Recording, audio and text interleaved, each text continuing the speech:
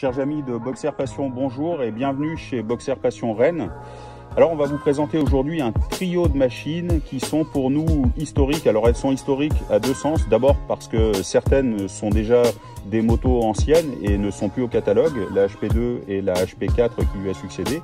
Et puis on vous présentera aussi dans cette lignée-là la toute nouvelle M1000RR, première moto badgée M de l'histoire de BMW Motorrad, qui est un exemplaire absolument extraordinaire de ce que BMW Motorrad fait en termes de performance.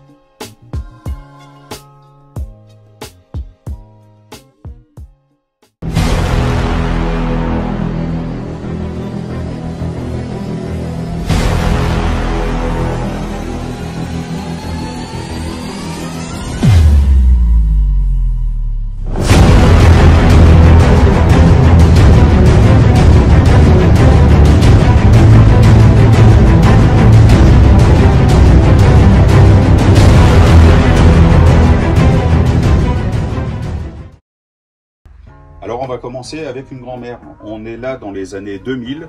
BMW Motorrad, qui à l'époque commercialise des motos pour le grand public, plutôt typé administration et grand tourisme, a décidé de revenir dans le monde du sport, puisque c'est son histoire, et est revenu en 1998 avec la R1100S. En 2007, la marque est en train de préparer son arrivée en secret sur le monde de l'hypersport avec un futur 4 cylindres. On va la découvrir après. Mais on prépare là le retour en course avec une moto qui est préparée pour l'endurance. Et vous avez sous les yeux le HP2, moto sortie en 2007, présentée au Salon de Cologne en 2007 et puis commercialisée en 2008. Alors pourquoi cette machine est super intéressante? Mais parce qu'elle reprend d'abord l'architecture à laquelle BMW Motorrad est fidèle depuis un peu plus de 90 ans. En l'occurrence, un bicylindre à plat face à la route refroidi par air et une transmission finale par cardan. Sauf que ce bicylindre à plat, pour aller chercher un peu plus de puissance, il a été revu. Depuis 50 ans, en effet, on a des arbres à cam solo par culasse. Et là, on a pour la première fois en série un moteur équipé d'un double arbre. Et c'est un moteur qu'on va retrouver par la suite sur la totalité de la gamme R et qu'on retrouve encore aujourd'hui sur le 90 puisque c'est l'évolution de ce moteur là. Celui-ci était prévu pour un peu plus de puissance, il développe 133 chevaux et 110 Nm de couple au régime de 7250 tours. Sa plage de régime est plus élevée puisque sa zone rouge monte à 9500 tours. Autre particularité intéressante de cette machine, son aérodynamique qui a été travaillée pour la course. On voit que c'est une moto hyper fluide, mais elle est pleine de technologie. À la fois, on est respectueux de la tradition au niveau de sa chaîne cinématique.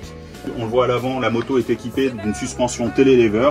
On le rappelle, les effets du télélever, c'est l'anti-plongée, puisqu'on a découplé l'amortissement de la direction. Et en fait, quand on va freiner fort ou accélérer fort, le cabrage et la plongée de la moto vont être fortement limités, ce qui aura pour impact une moto beaucoup plus stable sur les entrées de courbe et les sorties de courbe, et aussi sur les raccords de piste, là où une autre moto peut se mettre à onduler.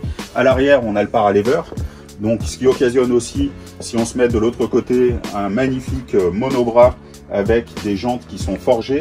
Les jantes forgées vont apporter, elles, moins d'inertie sur les phases de freinage et les phases d'accélération, donc une moto qui sera plus véloce. On va rentrer plus tard sur les freins et on va réaccélérer plutôt en courbe. Pendant qu'on est à l'arrière, on peut zoomer sur une partie qui est super intéressante. À noter au passage que la moto est habillée entièrement de carbone. Tout l'habillage est entièrement de carbone, y compris son sabot moteur. Et pour la deuxième fois au monde, puisque la première c'était une moto de concurrence italienne rouge qui était très peu fabriquée. Il s'agissait de la Desmo 16. On a une coque autoportée en carbone. Le châssis s'arrête ici. Juste un point sur le châssis, vous pouvez regarder aussi quelques spécificités. On est toujours sur un treillis tubulaire qui enserre le cadre. Ce châssis-là va être repris après sur la totalité de la gamme et en particulier sur la 90. Il va servir de base à l'élaboration du châssis de la 90.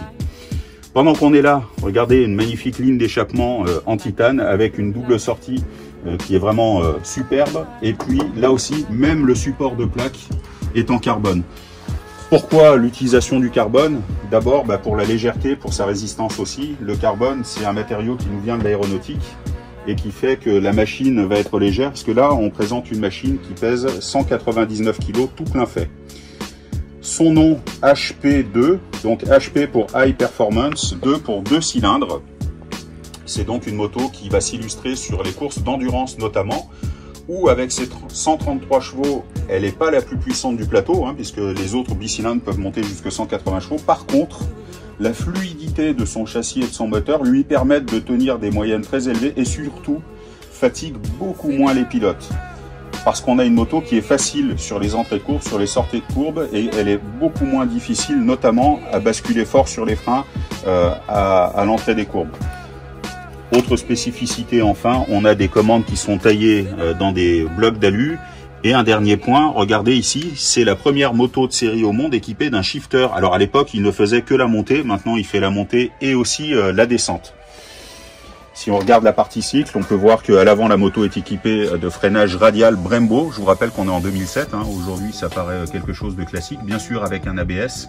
Et on a même sur cette moto-là un anti-patinage. Et enfin, si on va regarder au niveau de son tableau de bord,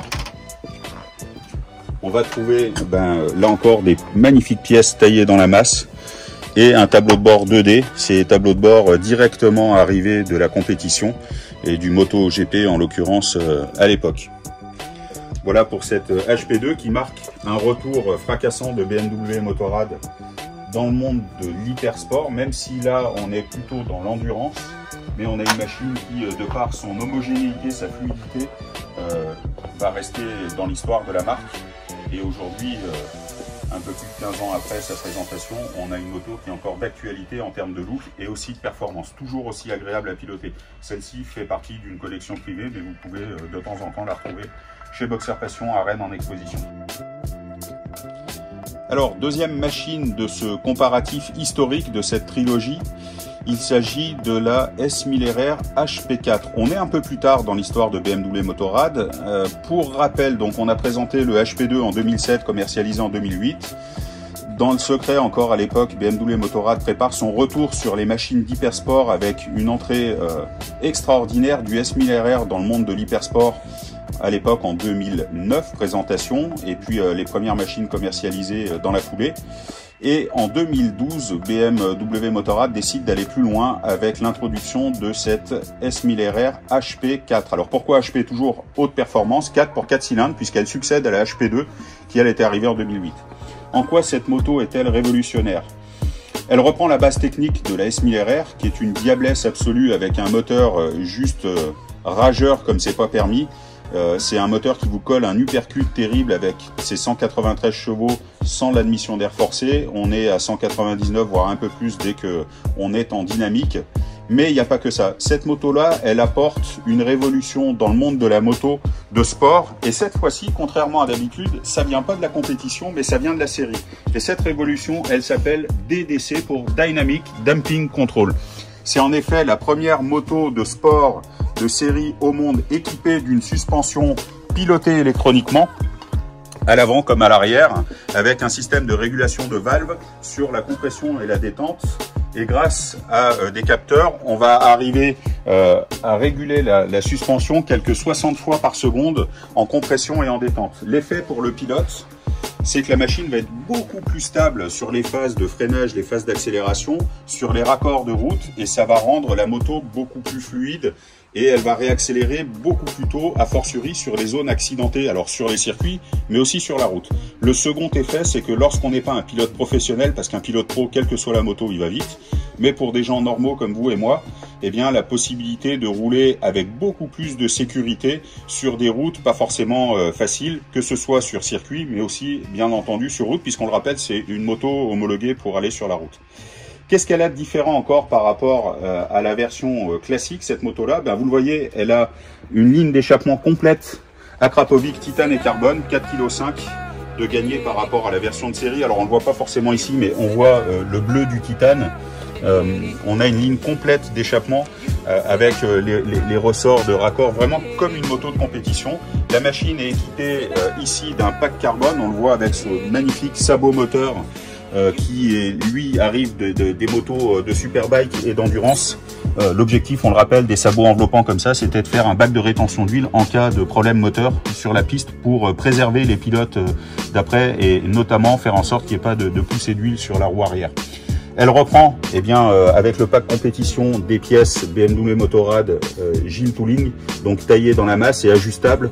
C'est une moto vraiment qu'on peut personnaliser, et à partir du moment où on a travaillé l'ergonomie pour la taille du pilote, on peut reculer, avancer ces commandes-là. Ici, c'est pareil. On va régler vraiment la moto à l'ergonomie du pilote pour une parfaite harmonie entre l'homme et la machine. Celle-ci est équipée, comme sur la HP2 à l'époque, de jantes forgées. On le rappelle, les jantes forgées, c'est plus de légèreté sur des masses non suspendues comme ça, et plus de légèreté en termes d'inertie. Eh bien, quand vous enlevez 30% de poids par rapport à une jante classique, vous enlevez 40% d'inertie. Et 40% d'inertie en moins, ça permet de freiner plus tard et de réaccélérer plus tôt, donc d'augmenter les temps et la performance autour.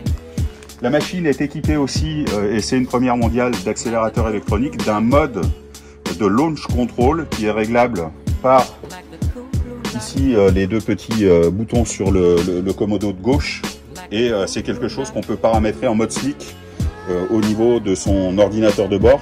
Ici on voit une petite touche mode, là aussi c'est l'apparition des modes de conduite, un mode rain pour être plus sécure sous la pluie, une moto plus douce à l'accélération, plus prévenante, et puis plus on va vers le mode race et plus on a un côté bestial. Petite mention HP4 avec, on le voit, une zone rouge relativement tard. Ce moteur-là, pour rappel, donc on disait 193 chevaux en statique, un peu plus de 199 en dynamique. Il développe 112 Nm de couple à 10 000 tours minute. Et puis, un petit détail sympathique, ces motos-là étaient numérotées, donc HP4 avec son numéro de production ici. On a une moto là qui est une moto entièrement de série. Bien sûr, un freinage Brembo radial. L'habillage carbone, la ligne d'échappement titane et carbone, la bulle fumée, tout ça c'est la moto telle qu'elle est sortie d'usine, dans un état assez sympathique de conservation pour cet exemplaire-là qui totalise un peu plus de 5800 km, qui lui aussi fait partie d'une collection privée, donc pas forcément à la vente, mais que vous allez pouvoir visiter de temps en temps dans une de nos concessions Boxer Passion. Alors, dernier volet de l'histoire récente de cette trilogie de motorsport chez BMW Motorrad. On est en 2021, on vous a présenté la HP2 et la HP4. Il y a 5 ans maintenant, fin 2016, BMW Motorrad présente, on le voit juste derrière, la HP4 Race, qui est une moto issue de la HP4 qu'on avait vue avant, avec les particularités suivantes. Bien sûr, c'est une moto qui a un moteur qui est assemblé à la main avec des composants triés. Il développe 215 chevaux sur cette moto-là, mais elle a surtout un cadre en carbone et elle a des jantes en carbone, ce qui en fait une moto extrêmement légère, puisqu'on est sur une machine qui fait 147 kg à sec, 171 kg tout plein fait. Pour le coup, elle n'est pas homologuée pour la route parce qu'elle n'a pas d'attributs d'homologation tels que les feux, les clignotants et les stops. Et elle n'est pas homologuée non plus pour la compétition, parce qu'en fait, elle est trop légère pour le MotoGP. Elle n'est pas assez puissante pour le MotoGP. Les motos font 260-270 chevaux à l'époque. Et elle est trop légère et trop puissante pour le Superbike, puisque les motos font un peu moins de puissance à l'époque par rapport à cette machine-là. En attendant, ça reste une œuvre d'art, comme c'est marqué là, 750 unités de produites, avec des performances absolument stratosphériques. Retour en 2021 maintenant, avec une autre moto qui rentrera dans l'histoire de la moto, et chez BMW Motorrad en particulier, puisque vous le voyez, c'est la première fois qu'on a une M1000RR. On connaît tous la S1000RR en pack M de série, qu'on peut acquérir dans toutes les concessions, qu'on commence d'ailleurs maintenant à trouver dans le milieu de l'occasion.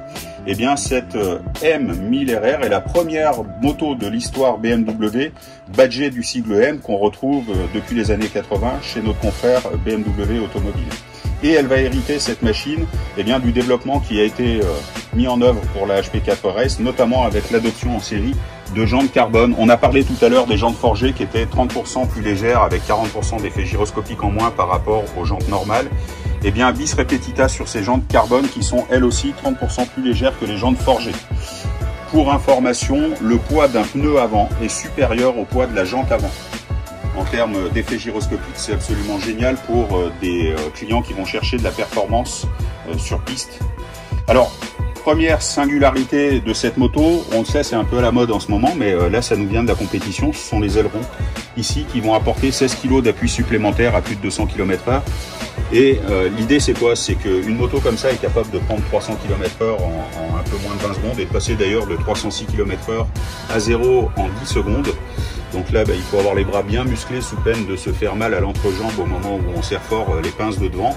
Et en fait, ces attributs aérodynamiques vont plaquer la moto au sol, ce qui va permettre de moins lever la moto sur les phases d'accélération en ligne droite, mais aussi d'avoir une moto qui est bien plaquée au sol sur les courbes très rapides. Comment ça fonctionne? Ça fonctionne exactement comme une aile d'avion, sauf que c'est positionné à l'envers, avec le méplat qui est ici. Ici, on a l'arrondi, et en fait, quand l'air vient glisser à l'intérieur, il passe plus vite ici qu'il passe dessous, ça crée une dépression dessous, et donc ça plaque l'avant de la moto au sol, et ça va faire en sorte que le pilote soit plus sûr dans les phases d'accélération. Ça permet aussi de mettre moins d'aide électronique et donc de mieux passer la puissance au sol. Donc on va pouvoir réaccélérer plus tôt et garder des vitesses de passage élevées en courbe et des Vmax plus élevés avec moins d'assistance électronique au passage. Contrairement à la moto de série, elle n'a pas de suspension pilotée, mais une suspension entièrement réglable en Marzocchi, à l'avant comme à l'arrière bien entendu. Le freinage, lui, est confié à Nissin avec les étriers qui équipent les motos de Superbike et d'endurance en l'occurrence, et les disques sont d'un diamètre identique mais d'une épaisseur un peu plus large pour une meilleure qualité de refroidissement. Le moteur ici va développer 212 chevaux, la machine de série en fait 207, on le rappelle c'est le moteur 1000 RR mais avec le shift cam. Donc le shift cam, lui, il a pour attribut d'augmenter le couple à mi-régime et tout en augmentant la puissance à haut régime, et on garde un peu plus de 110 Nm de couple constant à partir de 5000 tours jusqu'au régime de rotation maxi qui est fixé à 15 200 tours sur cette moto, 212 chevaux pour 120 Nm de couple. Le bras oscillant est différent aussi puisque lui il est à la fois plus long sur cette moto et il est réglable en hauteur, ce qui va permettre d'ajuster, on voit le badge M encore frappé sur le cadre, ce qui va permettre d'ajuster en fait la longueur de la moto. On peut jouer aussi sur la colonne de direction pour faire varier l'angle de chasse, et en fonction donc des circuits, les pilotes vont pouvoir choisir bien entendu l'empattement de la moto, l'angle de chasse, ainsi que les précontraintes sur les suspensions, les compressions, les détentes. On le voit ici, tout est réglable et la moto va être paramétrée au desiderata du pilote, vraiment en fonction de l'utilisation qu'il va en faire sur la route comme sur la piste. La ligne d'échappement, comme sur la HP4 Race tout à l'heure, elle est entièrement de titane. Là aussi, on gagne 4,5 kg par rapport à la version de série. Et on a une moto qui a une décoration spécifique, puisqu'elle n'a pas les mêmes coloris. Elle retrouve les coloris Motorsport, mais elle n'a pas les mêmes coloris que la S1000RR Pack M. En fait, si on mettait les deux motos côte à côte, les gens qui le savent pas vont pas forcément voir les différences entre les deux. Maintenant, si on regarde les motos dans le détail, en fait, elles partagent le réservoir, quelques pièces comme le bocal de frein, le tableau de bord. Par contre, tout le reste a été modifié. Donc, c'est vraiment une moto qui est complètement à part de la production, que les ingénieurs de Motorsport ont développé en particulier avec des composants triés. On a des finitions vraiment là aussi prévues pour la piste. Là, l'utilisation de ça, c'est pour qu'un concurrent puisse pas venir freiner la moto quand il passe trop près de vous. Et si la moto devait chuter, ici on va lever le levier pour pas qu'elle freine, et ça évitera potentiellement à la moto de faire des tonneaux sur la piste. Donc c'est des pièces qui vraiment issues de la compétition, un freinage radial pour plus de toucher, de feeling, de précision. La moto est utilisable au quotidien, donc elle garde quelques attributs de confort par rapport à une moto de compétition. On a notamment les différents modes, alors ils sont calibrés différemment de la version de série, mais on a de la sécurité quand même, notamment sur route mouillée.